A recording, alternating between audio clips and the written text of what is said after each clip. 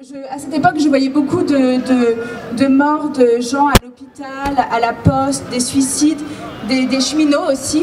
Et un jour, j'ai vu passer une brève, parce que c'est souvent des brèves quand c'est des travailleurs qui meurent. Et j'ai appelé Philippe, qui est là aujourd'hui, et je lui ai dit « Est-ce que tu es au courant de cette histoire, Édouard, à la gare Saint-Lazare ?» Il m'a dit « Écoute, viens mercredi, il y a un rassemblement pour Édouard. » Et donc, je suis allée ce mercredi-là à la gare Saint-Lazare. Et le lendemain, j'ai écrit ce texte que je vais vous lire. Je suis bien embêtée. Je pars en tournée tout à l'heure en train et la direction de la SNCF fait rien qu'à tuer des cheminots. Ça va pas la tête? La semaine dernière, un accident du travail et un suicide. Bravo. Moi, je vous le dis tout net, je sais pas conduire les trains.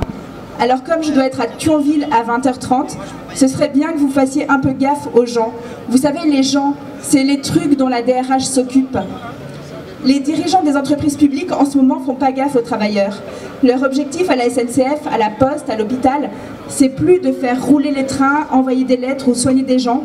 Leur objectif, c'est d'être rentable comme une entreprise privée. Moi, je les comprends, j'adore l'argent. Et les services, franchement, c'est pas rentable, c'est un truc de scout. Aider une vieille chinoise à la Poste à remplir son recommandé, on a beau retourner le truc dans tous les sens, c'est pas rentable. Nettoyer un vieux à l'hôpital pour la 3e fois de la journée, c'est pas rentable. Permettre aux gens de se déplacer, c'est définitivement pas rentable. Du coup, ils essayent de presser les travailleurs pour voir ce qui sort. Peut-être de l'or. La semaine dernière, un cheminot qui s'appelait Édouard s'est suicidé en se mettant la tête sur les rails. Il avait 42 ans. Il était syndicaliste et harcelé par sa direction.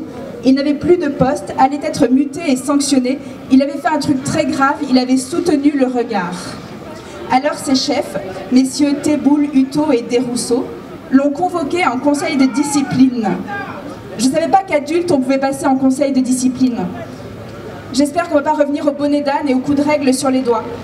Vous allez me dire que peut-être il abusait aussi, qu'il se battait pour un jet, une piscine à bulles et un salaire de PDG. Même pas. Il se battait juste pour que les temps d'habillage et de déshabillage soient comptés dans le temps de travail, comme les stripteaseuses. Guillaume Pépi, le PDG de la SNCF, ne s'est pas encore exprimé suite à la mort d'Édouard. Pourtant, il est gentil, Guillaume Pépi.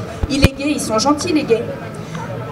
J'étais gare Saint-Lazare, assisté au rassemblement en hommage à Édouard, là où il travaillait, là où il s'est tué. C'était beau et triste, mercredi dernier, quai numéro 1. Tout le monde est allé jeter une fleur sur les rails à l'endroit même où il avait posé sa tête. Un rayon de soleil a éclairé ce matin gris. Des trains sont passés faisant hurler leurs sifflets.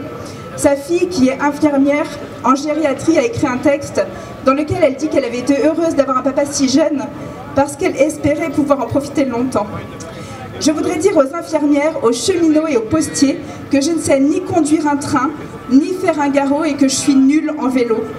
C'est vous qui faites tourner le monde, alors s'il vous plaît continuez, arrêtez de vous suicider.